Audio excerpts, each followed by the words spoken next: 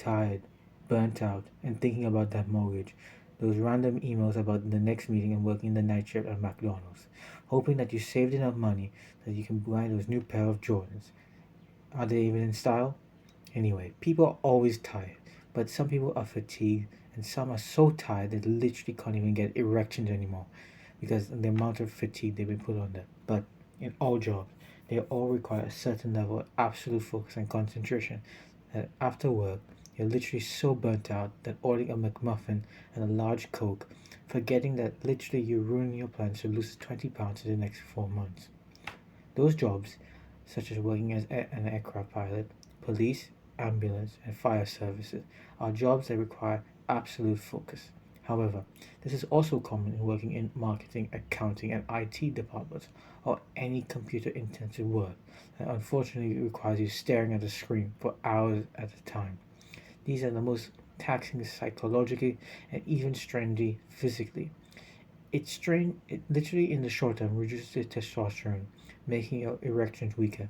Over a number of years, this fatigue can become chronic and leads to symptoms like being chubbier over time, you looking older and ending up with a shorter lifespan. But just to get the grand scope of things, I'll give you a little backstory here. There was an Italian physiologist named in the 19th century named Angelo Musso. He pioneered the work on fatigue by laying the foundational understanding of fatigue. The two things he discovered was first the loss of strength. That's literally a study done on elderly people that were the age above 60 and had a BMI higher than usual. In addition to having low grip strength, correlates with high levels of muscular fatigue. The second is fatigue as a sensation.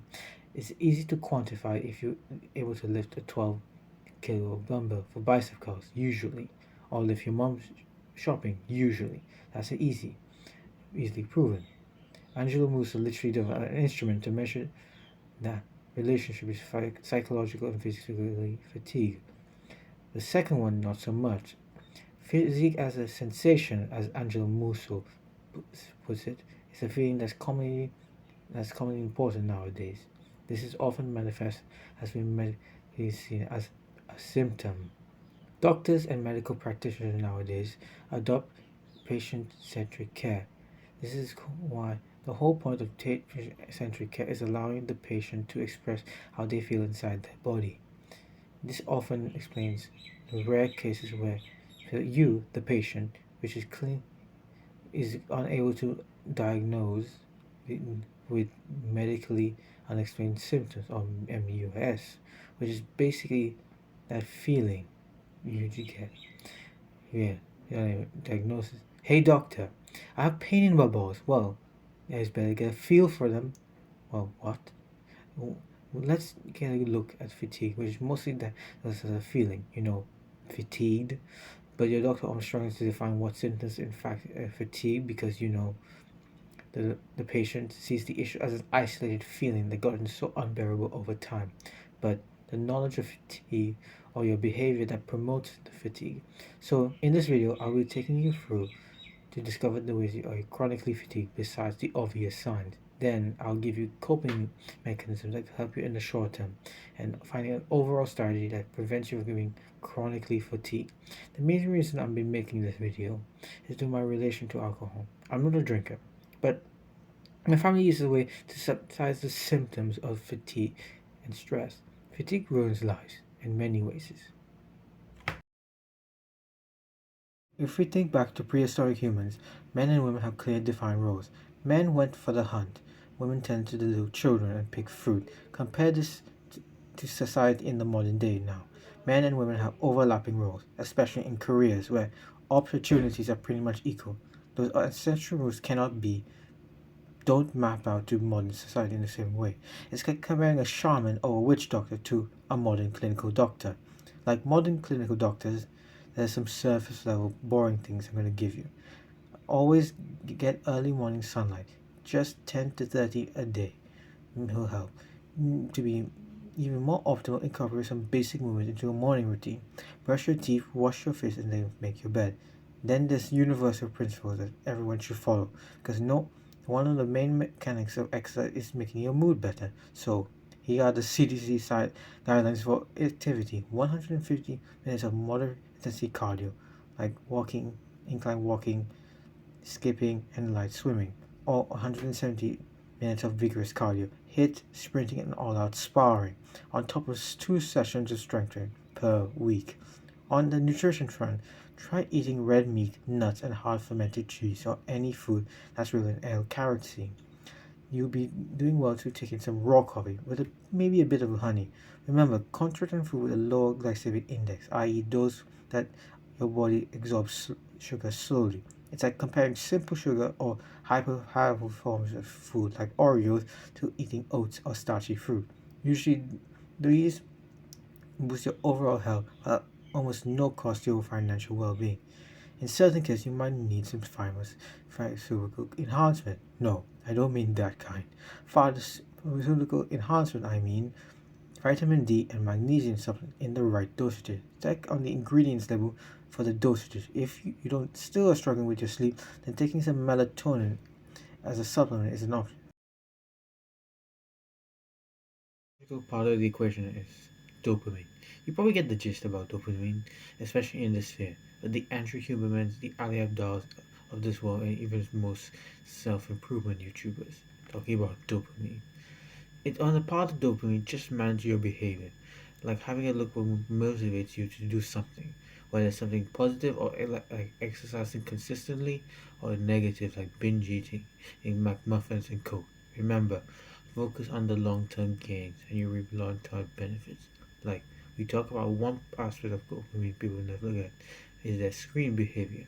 Ladies and gentlemen, I would like to present the current subject: doom scrolling, all too common phenomena for millennials and Gen Z and Gen Alpha, mostly because of reduced attention span, and also because it promotes a negative bias to people, increases the level of cortisol, and makes them more anxious. Well, I can't say for certain, but a particularly well-made piece of doom media simulates the sympathetic nervous system, or called this turn on the adrenal system, which primes the whole body for either fight or flight. On YouTube, who basically the so-called influencers on social media have got particularly people are gluing people to their screens. That's the part is why social media in general is so psychologically damaging to the human brain, or the potential of it. You know, those popping videos or trypophobia videos, yeah, those kind of videos, or watching those serial killer documentaries on TLC.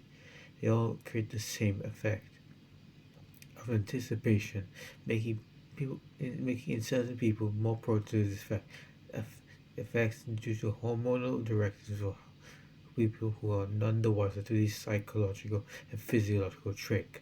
The difference is I will define a movie as a curated experience. They have a beginning, middle, and end, whereas doom scrolling is a constant loop with no end. Just to keep going until you fall asleep. In modern society, we don't who don't live people who don't live with their moms have tons of responsibilities to focus on, such as bills, loans, studies, work.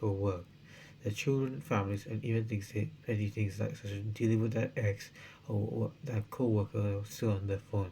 It's a it places a lot of what I call emotional baggage on people. One way I discovered to manage the emotional baggage is the ABC system. Uh, prioritizes tasks, projects that need to be done by ranking their importance and urgency. It is a mental framework that allows you to categorize a lot of seemingly endless things. This places focuses on mental bandwidth to process the short term and medium term things. Personally, I like to employ the ABC system where there's a lot that overlaps in time frame. Why? Which is essentially when I'm doing an essay for microbiology or studying for biochemistry. You know, when you ask you to use this system, write down the most difficult task, the date which when it should be needed to be completed by. Breathwork is a quick and easy practical exercise that keeps you and helps you stay focused at work. The technique goes like this. Breathing properly for 10 seconds. This technique allows you to repel the adrenal system, that rapidly engages your focus and allows you to for better and faster reaction times. It will increase precision. You you can employ it if it helps you. To you're if you're a little out of focus and tired in the moment.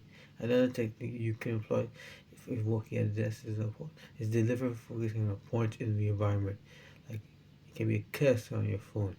Fatigue is often seen as a bunch of benign symptoms that are unrelated, but in reality it stems from the thing, the same thing leading to years taken off your lifespan. I have a personal vendetta against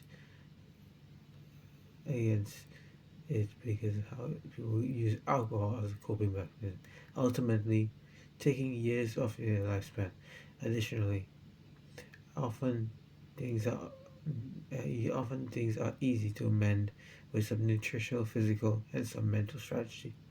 The one you reference in this video, you see a light and day difference, and hopefully it leads to a better life.